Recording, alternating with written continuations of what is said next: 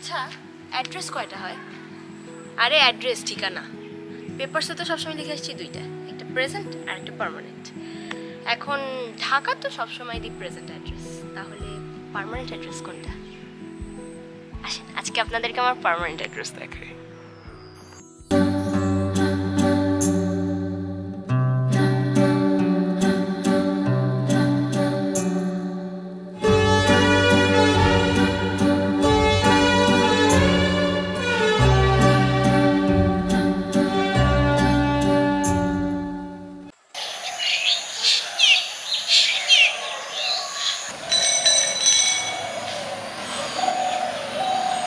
জন্ম থেকেই আমি ঢাকায়, বড় হওয়া সবকিছুই ঢাকায় বেসিক্যালি। সো ওইভাবে কখনো গ্রামে একটা বাড়ি না থাকলে গ্রাম কি বা গ্রামের অথেন্টিসিটি সম্পর্কে ধারণা কখনোই হতো না।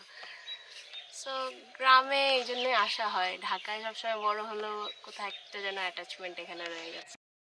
স্পেসিফিকলি আমার পার্সোনালি আমার মন খারাপ থাকলে বা একটু ডিস্ট্রাকশন ফিল করলে আমি এখানে এসে থাকি। এখানে ওই ইমোশনাল ফ্রিডমটা আছে যেটা ঢাকায় নাই।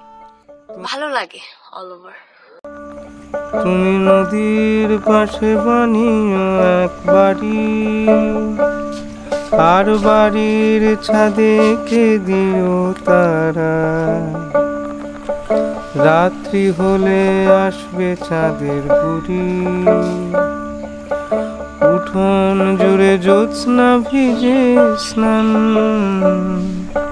ফুলের কাছে তোমার মাথা টেনে বুড়ি গাইবে রাতে ঘুম পাড়ানি গান। ছোটবেলায় যখন বাড়িতে আসতাম, বাড়িতে অনেক মানুষ ছিল অনেস্টলি, মানে সবাই আসতো। এখন ওইভাবে সবাই সবার লাইফ নিয়ে বিজি, কেউ দূরে থাকে, কেউ দেশের বাইরে থাকে, অনেক বয়স্করা মানে চিরকালের মতো ছেড়ে চলে গেছে। ইভেন দো আমার নিজেরও খুব কম আসা হয় ঢাকায়, কাজ, এডুকেশনাল পারপোজ সব মিলিয়ে। এই বাড়ির মতোই নিজের জায়গায় দাঁড়িয়ে আছে, মানুষজনই নাই এখন আর।